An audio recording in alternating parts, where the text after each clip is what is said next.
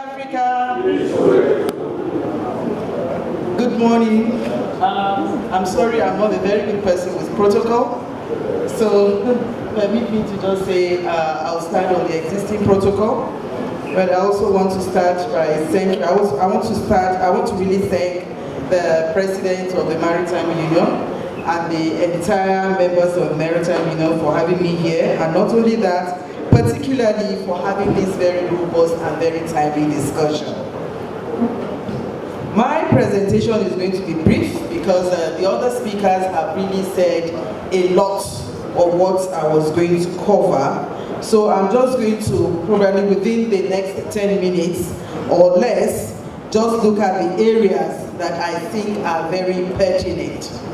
And the first thing for me is to say that my paper is titled Mainstreaming Labour Rights and Climate Change in the Blue Economy. I think that somebody said earlier on that Nigeria is going through economic crisis.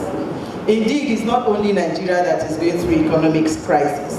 For the past 30 years or thereabouts, the world has been going through economic crisis. And added to this, or worsening this economic crisis, has been the issue of climate change.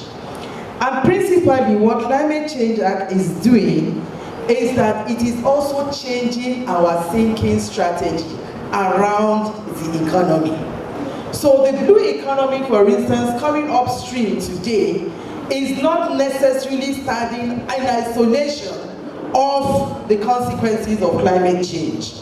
Because the climate change, what it has done is that it has made humanity to realize that so much of exploitation and exploration of resources of the land has led principally to a global warming, and so many things are being affected. Climate change action has therefore forced a rethink on how we explore fossil fuel to power industrialization and domestic use. How our economic growth is so heavily dependent on fossil fuel. The option of a green economy, somebody said earlier, was the difference between the green economy and the blue economy. Whereas the green economy is mainly around looking for alternative sources of energy that is based on low carbon emission. Blue economy talks about, I don't have to repeat it, what are those economic opportunities that are inherent in our waters. And that if you see that, but then I think from what we have also heard, the blue economy, especially for the world, is nothing new. Hello? From what we have heard, it is nothing new, and I think for me, that is where I want to come in. So if it is not new, it is not the first time we are doing fishing. In fact, fishing is as old as creation itself, because the world was created with water. Hello? Doing tourism on this, using on the sea is nothing new as well. It's been going on. The culture associated with regatta, boat regatta, and so many other things, is not new. For as long as that water has been there and humanity has been on earth, the activities, both cultural, economic activities have been going on within, inside, and along the coastal region. Of course, there has also been life inside and along the coastal region. So blue economy is not new. So why is it now suddenly coming up as if there's something special about it? And that's where the snag is. What makes it different from what it has been?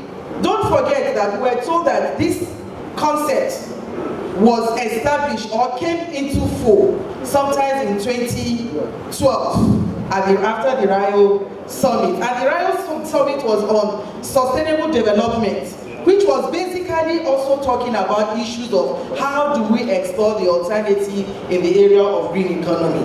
And those countries, especially the small countries, developing countries that are largely around the coastal region or mostly around the water region, where like, well, we don't have enough land to talk about green economy, but we have something, and blue economy, the issue of blue economy came up. Now, what is different about it? What is going to be different, and that is where I think we need to put our eyes, shine our eyes, and you know, where our critical thinking come. The major factor that is going to be different is the use of technology. And what is the use of technology going to do in the aspect of blue economy? The use of technology is that the blue economy starting point again, there's a lot of issue around political economics of blue economy. Which is to say that because the exploration before now, the gold, the biggest, the black gold was the major economy in the world, fossil fuel. Now the world is saying that if you want to save this planet, you must do away with fossil fuel dependence. And now the capitalists begin to see that, okay, what can we do? Where else can we get equivalent of that equitable or that magnitude of resources and wealth we were getting from the black economy? You can no longer explore and exploit the land as we were and get as much resources.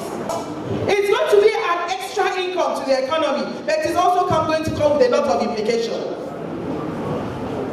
Because when you use technology in such a way that you use it only for exploitation, for just maximum aggrandizement of the resources, of exploration of wealth, you often, capitalism always forgets the human factor that could be a victim of that process of exploration. And that's where we, the interest of us as workers, must come in. That in the process of exploring alternative means of income, of generating wealth, humanity, decent work, labor rights must be at the core. Otherwise, we use machine, because look at what is happening even in the way machines are being used today. If you go to our banks, there are some banks you go to, you don't even need to talk to anybody. You just walk in there and do all the things that you want to do. Robots are taking over some of our factories. So even while we are clapping, let us clap with one hand. Hello? Because it might seem so beautiful today. Those so good today, those that are advanced in planning, in strategizing around what they're going to get in blue economy, you are not there in that process of that planning. We are likely going to be at the receiving end.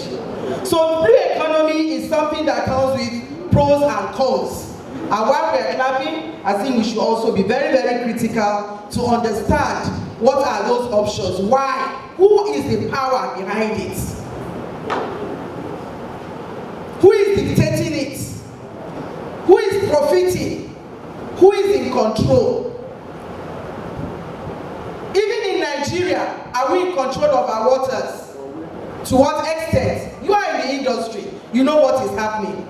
Even in the maritime industry, even in the activities that is going on in the marine industry today, how much of the profit or how much of the benefit actually comes to us as Nigerians? Not to talk about when technology now comes in, we don't have that technology, we are not in control of that technology, we are not going to have a say in how that technology is going to be established, is going to be manufactured, is going to be used. Because those who are going to be doing in control, very soon we'll be hearing about foreign direct investment in the blue economy. They are leaving the fossil fuel industry. Shell is leaving. Mobil oil is leaving. They are all leaving. Then they will be coming out through other names and come into the blue economy. If we are not careful, business as usual in the way labor is being treated, casualization will come in, contract labor will come in, decent work will likely disappear. So what is important for us today is that, and let me quickly talk about the climate change challenge. Okay, let me quickly talk about the climate change challenge, which is also part of issues around the blue economy. What is going to, as much as there are going to be benefits, the ocean water is also going to be doing a different thing. First of all, there are going to be certain casualties. You know, there's going to be certain issues that is going to become problems that will be emanating from that industry, from that sector. Because our oceans, the increase or the level of sea unemployment rate is increasing in such a way that a lot of activities are sometimes disrupted, particularly with high tidal waves. Hello, there are times that even your ship cannot go beyond certain levels or cannot even beg because of high tidal waves. And some of these things will continue as long as climate change is not being properly controlled. And another thing again is that they will now tell you that even the ocean is also a source of controlling climate change.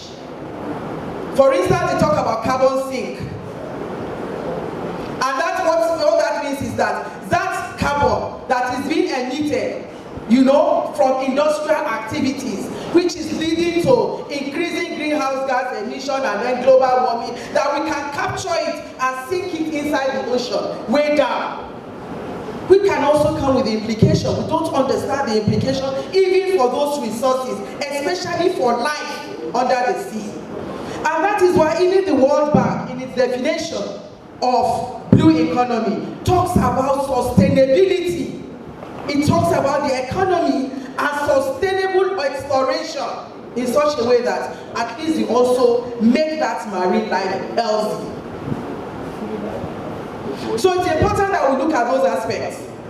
And then when you also, and then the other thing again is when you use the ocean as a source of your carbon sink, what does it mean to your environment? And then the exploration, the activities, we don't know the limits to the kinds of activities. Fishing is not new. Tourism using water is not new. Culture attached to our waters is not new. But certain things will be new. Don't be surprised when they begin to build structure in the water. It's part of economy. Dubai has done it, building one of the best hotels. Hello, inside the water, they call it floating river or a floating hotel or things like that. And so you begin to see, let us expect different kinds of things that will come up. I will just try to conclude by saying that therefore, what should be the role of the workers? What should we be doing? One of the things we have started doing, which I commend this union for, is this magazine. We should use the opportunity of that magazine to continue to educate ourselves.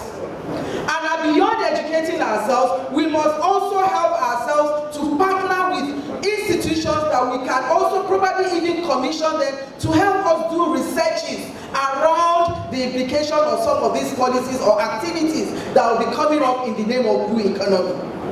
Because one of the things that we in the neighborhood need to begin to learn to do is to be proactive and not wait until the issue comes and then we start raising our placards. No, let us also be able to foresee, if you put this and that together, what could be the likely outcome. So if you put a blue economy, what is new? What do you want to do that makes it special? Let's begin to ask the government. Very soon, the ministry will also evolve a policy on blue economy. Are we aware of that?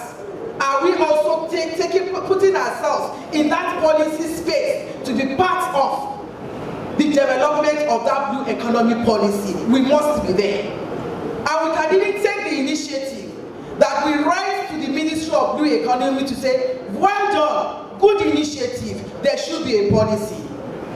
We want to be part of that policy process.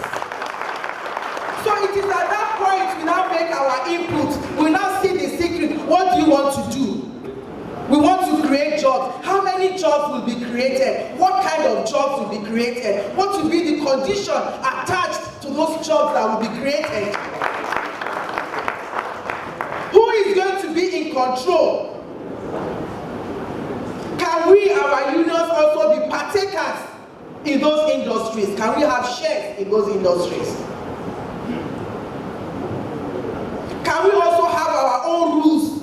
Can we understand the labor laws that will also be attached to that blue economy, to any industry or any firm that is going to be involved in that blue economy? So these are some of those questions that are very critical for us to know, for us to understand, and continue to deepen our interest. I very much liked the second speaker and the way he explained the blue economy. I think it means that we have very valuable resources even amongst ourselves. And we need to make use of those resources. We need to make ourselves champions of blue economy, because at the end of the day, the worker is at the center of that blue economy. It is not only about profit. Today, the interest of the world on the blue economy market is about interest profits. It's about market. It's about economic profit that is not necessarily going to be about employment. When they talk about employment, it's just an attachment. So for us, it's not so much about the economy. Our own primary interest is the quality of work. It is the decency of work. It is about it is about how does this income in the blue economy, how does it also lead to poverty reduction? How does it address the question of inequality? What is the method, what is the system that is going to support that blue economy in such a way that we do not see a Dangote or an $10 rising, becoming billionaires out of a blue economy, whereas the workers are becoming more pauperized?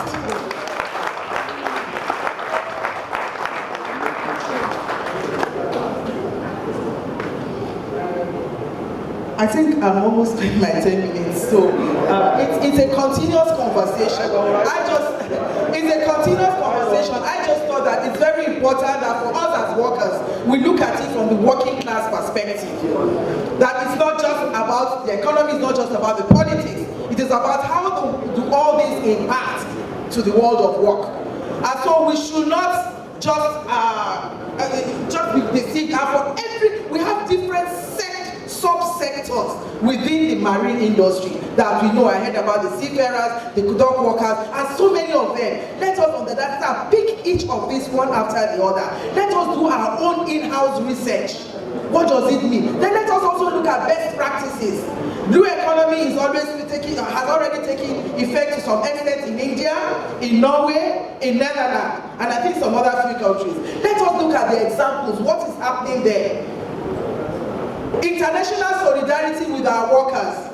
Can we also look at what is that global industry we belong to? Maritime workers industry. Is it the PSI or which one? ITF. ITF, thank you, ITF. Let us also find out from ITF. Can you share with us, amongst our comrades that are from other clients, how is blue economy affecting you?